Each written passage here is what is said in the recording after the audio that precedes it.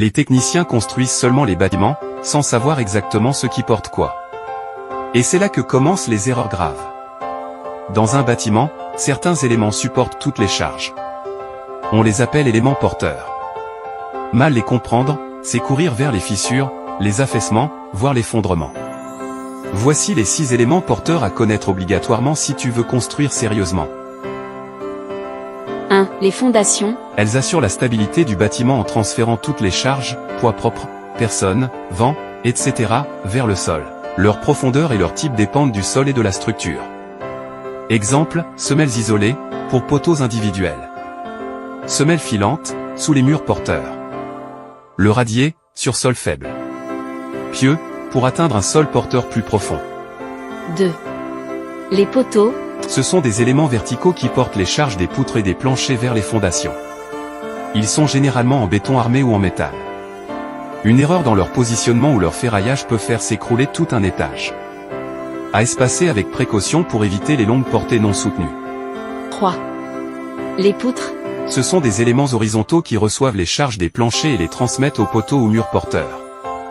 Leur dimension dépend de la portée, du type de plancher et des charges à supporter. Trop fine ou mal armée fissure, affaissement. 4. Les murs porteurs. Ce sont des murs qui supportent une partie du bâtiment, plancher, poutres, toiture. Ils ne doivent pas être confondus avec des cloisons, non porteuses.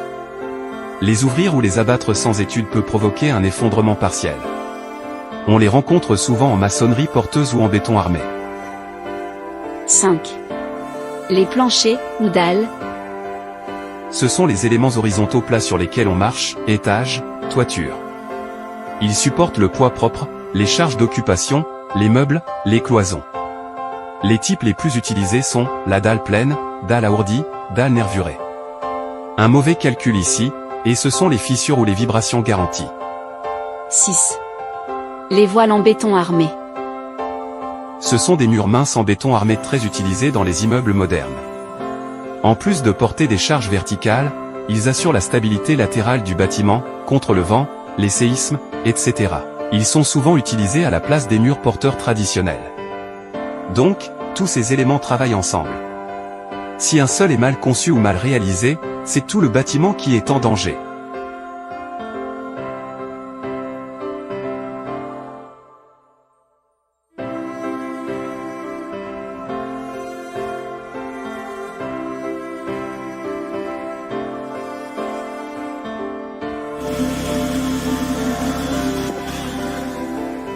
Abonne-toi à notre page si tu veux voir ce type de contenu le plus souvent. Kame Osaka.